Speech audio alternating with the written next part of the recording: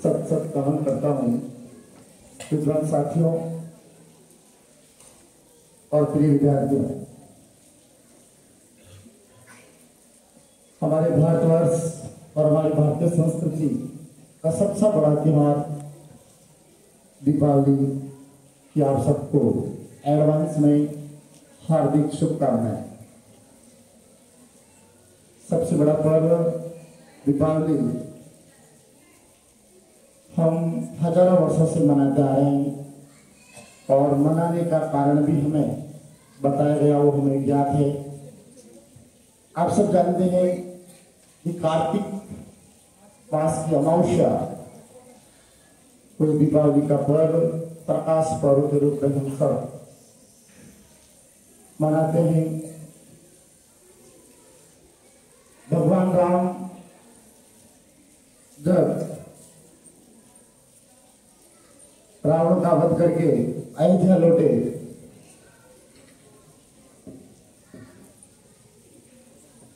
उसकी खुशी में नगरवासियों ने उस दिन को दीप प्रज्वलित करके पूरे नगर को रोशनी से झगमगाकर उस पर्व को मनाया था। इसलिए हम भी उस समय से इस पर्व के दिन हमारे घरों में रोशनी करते हैं और हर्षोल्लास से हम सब लोग इसको मनाते हैं। बात करें हम भगवान राम के जीवन की, आप सब लोग विस्तार से जानते हैं, परंतु मैं शॉर्ट में चर्चा करना चाहूंगा। भगवान राम के जीवन से हमें बहुत कुछ सीखना चाहिए। तो भगवान राम तो जब कैकेयी ने, माता कैकेयी ने मंथरा के बातों में आकर दशरथ से भगवान राम के लिए 14 वर्ष का वनवास मांग लिया था और विवश होकर राजा दशरथ को राम को वनवास भेजना पड़ा, तब राम जो अगली सुबह राजा बनने वाले थे, राज्याभिषेक होने वाला था, वह राम सहर्ष हंसते हंसते सारी सुख सुविधाएं छोड़कर वन को चले गए और वन में रहते हुए 14 वर्ष बिताते हुए अंत में राक्षसी शक्ति, जो सबसे बड़ी असुर शक्ति रावण था, उसका वध करके अपने भाई लक्ष्मण, सीता व हनुमान, इन सब के साथ में जब वापस अयोध्या लौटे तो नगरवासियों ने उस महापर्व को रोशनी से झगमगाया नगर को और उस त्योहार को बड़े हर्षोल्लास को मनाया। ये तो एक कारण है जो आप सबको पता है, और भी अन्य कारण है जो आपको पता हो सकता है या नहीं होगा, क्योंकि हमें आज तक उनको किताबों में नहीं पढ़ाया गया, हमें किसी ने बताया नहीं। दूसरा कारण भी यह है, हम जानते हैं महाभारत काल में पांडव जिस प्रकार राम को वनवास हुआ था, ठीक उसी प्रकार महाभारत काल में 5 पांडवों को दुर्योधन और उसके मामा शकुनी ने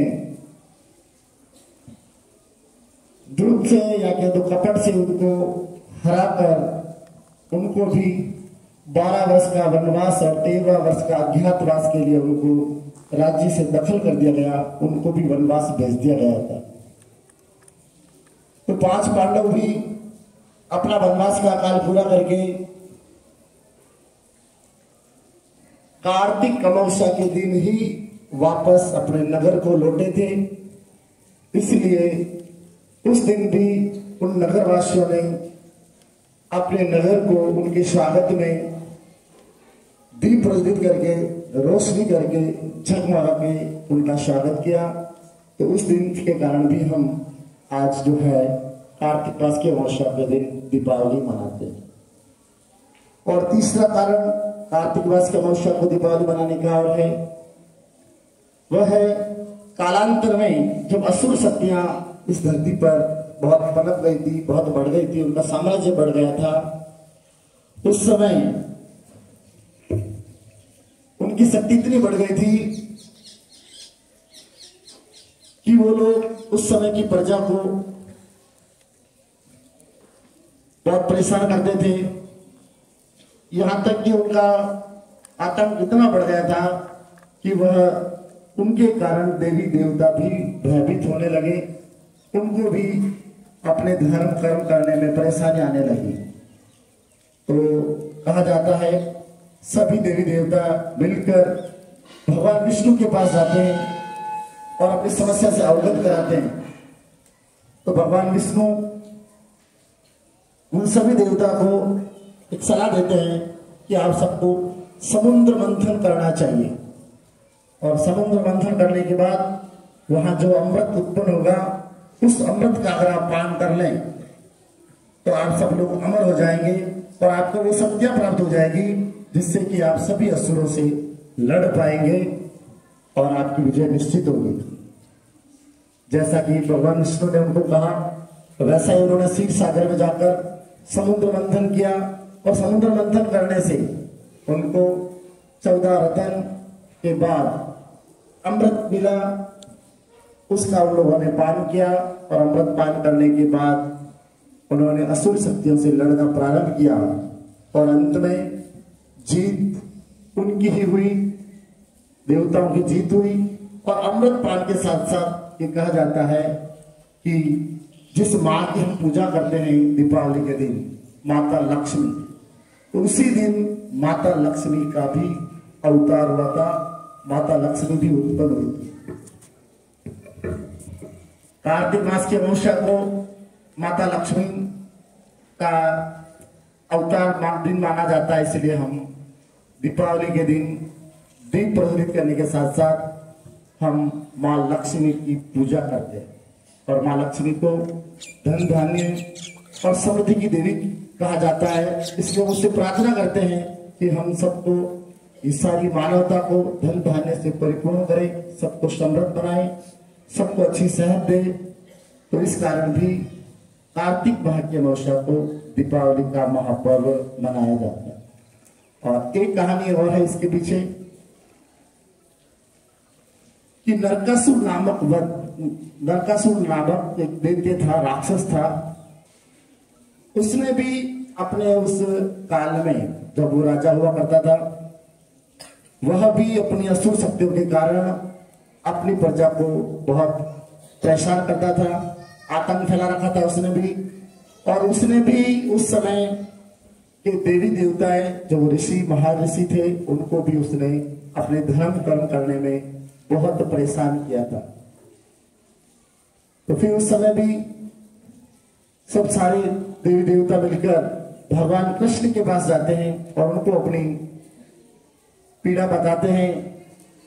तो भगवान कृष्ण को पता था कि इस नरकासुर नामक दैत्य को श्राप मिला हुआ था कि वह स्त्री के हाथों मारा जाएगा। तो भगवान श्री कृष्ण अपनी पत्नी की सहायता लेते हैं और पत्नी की सहायता लेकर देवी देवताओं के साथ गरुड़ पर सवार होकर नरकासुर नामक दैत्य का वध करने के लिए, उसे लड़ाई करने के लिए, युद्ध करने के लिए वहां से निकलते हैं और युद्ध करते हैं। और अंत में विजय देवी देवताओं और भगवान श्री कृष्ण की होती है। अपनी पत्नी की सहायता से नरकासुर नामक दैत्य का वध करते हैं। इसलिए कार्तिक मास की अमावस्या के एक दिन पहले, चतुर्दशी के दिन, भगवान श्री कृष्ण ने उस नरकासुर नामक दैत्य का वध किया था। इसलिए एक दिन पहले हम नरक चतुर्दशी भी मनाते हैं। और उस नरकासुर नामक दैत्य के वध की खुशी में दूसरे दिन उस समय के नगरवासियों ने उस दिन को बड़ी खुशी के रूप में, बड़े हर्षोल्लास से त्योहार के रूप में दीप प्रज्वलित करके मनाया था। तो इसलिए हम उस दिन को दीपावली के रूप में दीप प्रज्वलित करके बड़े हर्षोल्लास से मां लक्ष्मी की पूजा करते हैं और हम सब लोग इस त्योहार को भारतवर्ष में ही नहीं, जहां जहां भारतवासी पूरे दुनिया में निवास करते हैं, वो वहां पर भी इस सबसे बड़े त्योहार दीपावली को मनाते हैं। तो आप सब भी दीपावली को बहुत अच्छे से मनाएंगे, और मनाने के जो आप लोग सब रीति रिवाज हम सब जानते हैं। हम हमारे घर को उस दिन, वैसे आप सब जानते हैं, इस त्योहार को पंच पर्व भी कहा जाता है। ये त्योहार जो है 5 दिनों तक मनाया जाता है। त्रयोदशी से लेकर अमावस्या के बाद 2 दिन तक भी इस त्योहार को मनाया जाता है। आप सब जानते हैं त्रयोदशी को हम धनतेरस के रूप में मनाते हैं, फिर नरक चतुर्दशी हो गई, और उसके बाद हम दीपावली बनाकर 2 दिन तक इस त्योहार को भाई दूज तक आगे बढ़ाते हैं। तो हमारी संस्कृति का सबसे बड़ा पर्व है। तो आप इस त्योहार को बड़े हर्षोल्लास से, बड़े खुशी से इस त्योहार को अपने घरों में मनाएं, और मनाते समय बहुत कुछ हमें सावधानी भी रखनी होगी। क्या सावधानी रखनी चाहिए हमें? इस जो त्योहार को केवल दीप प्रज्वलित के साथ में इस त्योहार को मनाया जाता था, पर समय के साथ हम लोगों ने इस त्योहार के साथ दिन, आप लोग पटाखे फोड़ते हैं, पटाखों के साथ भी हम इस त्योहार को मनाते हैं। आतिशबाजी करते हैं हम लोग। आतिशबाजी करते समय हम लोगों को बड़ी सावधानी रखनी है। प्रयास करें आप आतिशबाजी कम से कम करें, क्योंकि आप जानते हैं आतिशबाजी से आपके जेब का नुकसान तो होता ही होता है, उसके साथ साथ इस पर्यावरण का सबसे बड़ा नुकसान होता है। तो आप आतिशबाजी करें, परंतु अपनी सीमा में करें, कम से कम करें, अपना ध्यान रखें, स्वास्थ्य का ध्यान रखें। और उसके बाद जो इस बार इस दीपावली में, हमेशा की तरह आप तो मनाएंगे, पर इस बार इस दीपावली को कुछ खास बनाना चाहिए। आपको इस दीपावली के बारे में कुछ विचार करना चाहिए कि मैं ऐसा क्या करूं कि ये दीपावली मेरे जीवन में मेरे लिए कुछ खास हो जाए। ये दीपावली का त्योहार हर घर में खुशी लाए, परंतु हम जानते हैं कि हमारे घर, परिवार और समाज में, या यदि हमारे मोहल्ले में, हमारे गांव में आपके मिलने वाले गरीब हो सकते हैं, या यदि किसी कारण से वह असहाय हो सकते हैं, जिसके कारण वह दीपावली मनाने में, दीपावली का त्योहार हर्षोल्लास से खुशी के साथ मनाने में शायद वो लोग सक्षम न हो।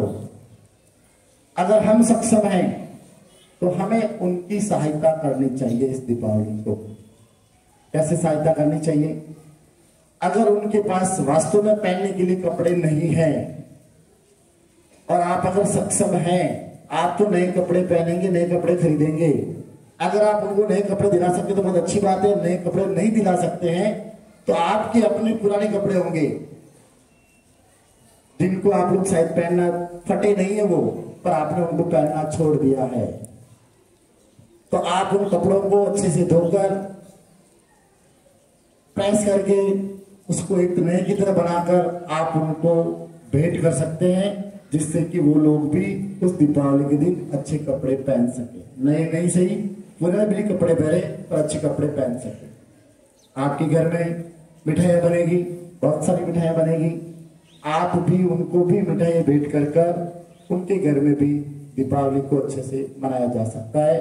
आप उनको दीपावली मनाने में सहयोग कर सकते हैं, और ऐसा करके ही हम हमारे इस मानव समाज को आगे बढ़ा सकते हैं। और इस दीपावली में ये संकल्प लेना चाहिए, जैसा कि आप सब जानते हैं, सुनते हैं, टीवी के माध्यम से, अखबार के माध्यम से पढ़ते हैं, ऑपरेशन सिंदूर नाम सुना है? क्या था ऑपरेशन सिंदूर? ऑपरेशन सिंदूर में भारतीय सेना ने पाकिस्तानी सेना को हराया था, या कह दीजिए उनके इतना नुकसान किया, उनका आतंकवादी ठिकानों को, और आतंकवादी ठिकानों को नुकसान करके, उनको नष्ट करके एक तरह से विजय प्राप्त की थी। उसी ऑपरेशन सिंदूर को हमारे देश के माननीय प्रधानमंत्री जी मोदी जी ने पूरे देशवासियों से अपील की थी कि यह ऑपरेशन सिंदूर तभी सफल होगा जब हम सभी भारतवासी स्वदेशी आंदोलन में हिस्सा लें। स्वदेशी आंदोलन क्या है। हमें हमारे घर में जो भी हम वस्तु बाजार से खरीद के लाते हैं, चाहे वह वस्तु दैनिक जीवन में काम आने वाली हो या कई ऐसी वस्तु भी होती है जो हम जीवन में एक बार खरीदते हैं, और त्योहार के दिन हम ऐसी वस्तुएं जरूर खरीदते हैं। इंतजार करते हैं हम लोग कि दीपावली आएगी तब हमारे घर में हम बड़ी टीवी लाएंगे, या हमारे घर में बड़ी फ्रिज लाएंगे, या हमारे घर में कार लाएंगे, या मोटरसाइकिल लाएंगे। ये पहले से हम सबके परिवार में प्लान होता है। आपके परिवार में प्लान होगा, तो मैं आप सबसे यही अपेक्षा करूंगा और आपसे निवेदन भी करूंगा कि आप कोई भी वस्तु मार्केट से खरीदें, चाहे आपके पहनने के लिए नए कपड़े क्यों नहीं खरीदें आप, या कोई इलेक्ट्रॉनिक्स आइटम छोटा मोटा क्यों नहीं खरीदें, कोई भी आइटम आप बाजार से खरीदने के जाएं तो आप सबसे पहले ये तय करके जाएं कि हमें स्वदेशी सामग्री ही मार्केट से खरीद कर लानी है। पता करना है घर से जाने से पहले ही। पता करने के लिए आज के समय आपके पास बहुत सारे साधन हैं। मोबाइल के द्वारा सर्च करके पता कर सकते हैं कि आप कौन सी चीज खरीदने जा रहे हैं, क्या वह चीज हमारे देश के अंदर बनी हुई है या नहीं। टीवी खरीदनी है तो कौन सी कंपनी की टीवी खरीद रहे हैं आप, तो टीवी की कंपनी आप स्वदेशी कंपनी को ही चूज करें, उसका चयन करें। या कोई अन्य वस्तु आप खरीद रहे हैं तो भारत देश में बनी हुई भारतीय कंपनी द्वारा बनाई हुई वस्तुओं को ही आप खरीदेंगे। तो इससे क्या होगा कि आपका पैसा आपके ही काम आएगा। अब आप कहेंगे मेरा पैसा मैं दुकानदार को देके आ जाऊंगा, वो पैसा मेरे काम कैसे आएगा। पैसा जो है एक सर्किल के रूप में चलता है। आखिर वो सारे पैसों का उपयोग आप ही करते हैं सरकार के माध्यम से। आप कोई वस्तु खरीदेंगे, उस वस्तु को बनाने में जो पैसा लगा उस पैसा का भुगतान आप अपने पैसों से करते हैं। वो पैसा सरकार के माध्यम से अपनी सारी आवश्यकताओं को पूर्ति करने के, चाहे आपके गांव की सड़क हो या आपके गांव का हॉस्पिटल हो या और भी बहुत सारी सुविधाएं हैं जो सरकार हमें देती है। वह पैसा, हमारा दिया हुआ पैसा वापस लौटकर हम तक आएगा। अगर आप वस्तु स्वदेशी नहीं खरीदकर विदेशी वस्तु खरीदते हैं तो वह मुनाफा जो है विदेश को जाएगा, और विदेश को जाकर कहीं न कहीं हमारे ही विरोध में उसका उपयोग होगा। या कह दो पैसा हमारा, संपत्ति हमारी, और दूसरे देश के पास जाते ही वह दूसरे देश हमसे आगे तो निकलेंगे, परंतु जरूरत पड़ते ही या कह दो पता नहीं किस कोने पर इस समय वो अपने दुश्मनी अपने साथ निकाल सकता है। तो अगर आप सब लोग हमारे देश भारत को विकसित देखना चाहते हैं, विकसित भारत बनाना चाहते हैं, क्योंकि जब भारत विकसित होगा तो यहां रहने वाला हर व्यक्ति भी विकसित होगा। तो आप इस त्योहार पर मैं आपसे निवेदन करूंगा, अपेक्षा करूंगा, आशा करूंगा कि आप लोग इस त्योहार पर स्वदेशी सामान ही घर लाएंगे। और उसके बाद हमें नियमित जो दैनिक जीवन में हमें कोई भी वस्तु काम में लेते हैं, सुबह उठते ही ब्रश करने का पेस्ट से लेकर ब्रश से लेकर सोने तक भी जो भी हम दैनिक जीवन में काम में लेते हैं सामग्री, वह सामग्री भी हम सबको स्वदेशी ही खरीद कर लानी है और उसको ही हमें जीवन में काम में लेना है। और अगर आप ऐसा संकल्प इस त्योहार पर लेंगे तो यह त्योहार आपके लिए खास होगा, हमारे भारतवर्ष के लिए खास होगा। और हमारे देश के प्रधानमंत्री आह्वान क्या करते हैं हमसे कि 2047 तक हमें हमारे देश को विकसित बनाना है। अगर आप लोग आज ये संकल्प लें तो मैं ये गारंटी ले सकता हूं या दावा कर सकता हूं कि 2047 की जरूरत नहीं है। 2047 से पहले ही हमारा देश विकसित बन सकता है, हमारा देश फिर से विश्व गुरु बन सकता है, हमारा देश फिर से विश्व का, हमारा देश फिर से विश्व का नेतृत्व कर सकता है। और हम सब सौभाग्यशाली हैं कि आज का जो टाइम है, आज के समय में जो हमारे देश का जो नेतृत्व कर रहे हैं माननीय प्रधानमंत्री मोदी जी या उनकी टीम, हम भाग्यशाली कि हम उनके समय में हम लोगों ने जन्म लिया या हम आज आगे बढ़ रहे हैं। ऐसा नेतृत्व न कभी मिला है न कभी मिलेगा। भारत को नहीं, दुनिया कोई ऐसा नेतृत्व कभी नहीं मिला न मिलने वाला है जो मोदी जी आज हमारे देश को लीड करके देश को आगे बढ़ा रहे हैं। और यहाँ तक कि वो अपने विचारों से इस दुनिया की मानवता को आगे ले जाने का प्रयास कर रहे हैं। तो हमें हमारे देश को सशक्त बनाने में इस दीपावली को हम संकल्प लेंगे, प्रयास करेंगे और उसको पूरा करने का भरसक प्रयास करेंगे। ये तो बात दीपावली की। और फिर दीपावली बनाने का कारण, पहला कारण जो आपने बताया, भगवान राम के जीवन से हमें बहुत शिक्षाएं लेनी चाहिए। क्या शिक्षा ले सकते हैं हम भगवान राम के जीवन से? भगवान राम जन्म से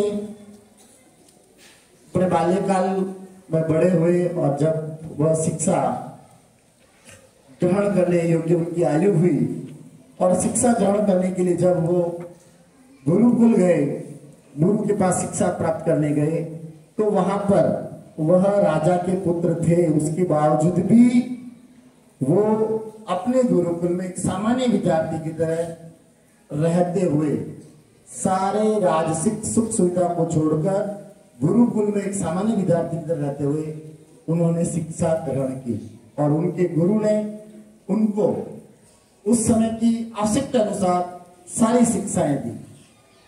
अब राजा का पुत्र अगर एक सामान्य विद्यार्थी की तरह अपने गुरु को भगवान मानकर अपने गुरु से बताई हुई हर शिक्षा को ग्रहण की, तो हम विद्यार्थी भी अपने गुरु को, जब तक कोई भी विद्यार्थी अपने वो शिक्षा देने वाले गुरु को उस गुरु में गुरु नहीं देखेगा या कह दीजिए उनमें भगवान के दर्शन नहीं करेगा, उनके प्रति जब तक उनके मन में समर्पण नहीं होगा, तब तक वह विद्यार्थी उस गुरु के द्वारा, उस शिक्षक के द्वारा दी गई शिक्षा को प्राप्त न कर पाएगा।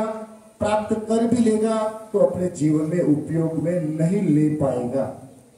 अगर आपको शिक्षा, जिस प्रकार राम ने अपने जीवन में उस शिक्षा का उपयोग किया और वो फिर भगवान श्री राम कहलाए, ठीक इसी प्रकार भी आपको भी अपने विद्यार्थी जीवन में अपने गुरुओं के द्वारा, अपने गुरु को भगवान मानते हुए, अपने गुरुओं में समर्पण रखते हुए अपने गुरु से शिक्षा प्राप्त करनी है, जिससे आप उस शिक्षा को अपने जीवन में आगे काम में ले सको, अपने जीवन को आगे बढ़ा सको, अपने जीवन को विकसित और समृद्ध बना सको।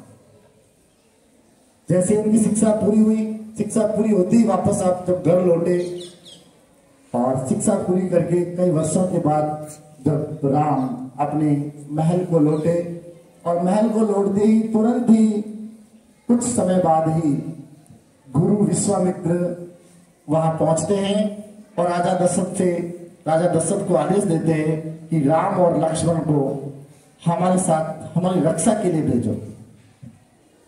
जो बच्चा पढ़ाई करके या तो पूरी करके घर आता ही है और उसको अगर कोई ऋषि मुनि, कोई संत, कोई भगवान कह दे कि हमारी रक्षा के लिए हमारे साथ भेजो, उस समय क्या होता था? उस समय भी राक्षस वृत्ति के लोग बड़े हावी थे, वहां भी उस समय भी अपने क्षेत्र की प्रजा को परेशान किया करते थे।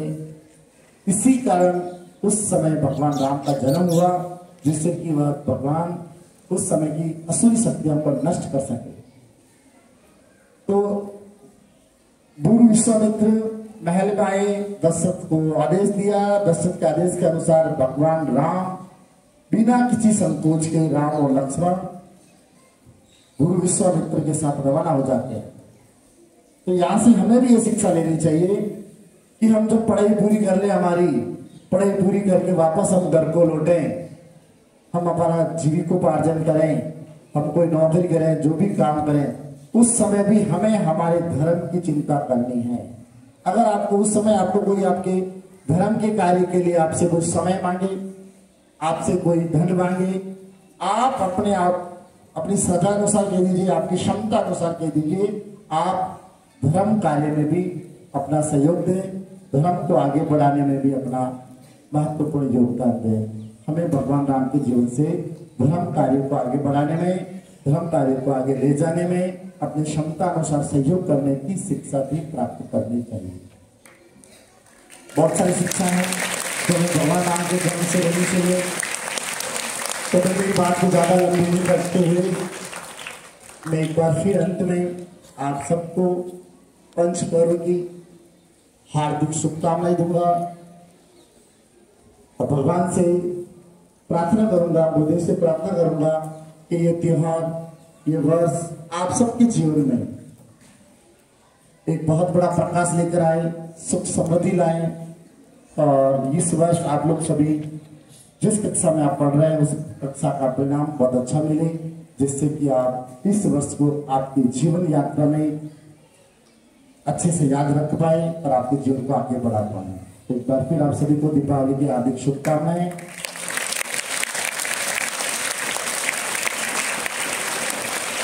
अब जो जिस बात का आपको इंतजार है, आपकी कल से 16 से लेकर 24 तक दीपावली का अवकाश रहेगा।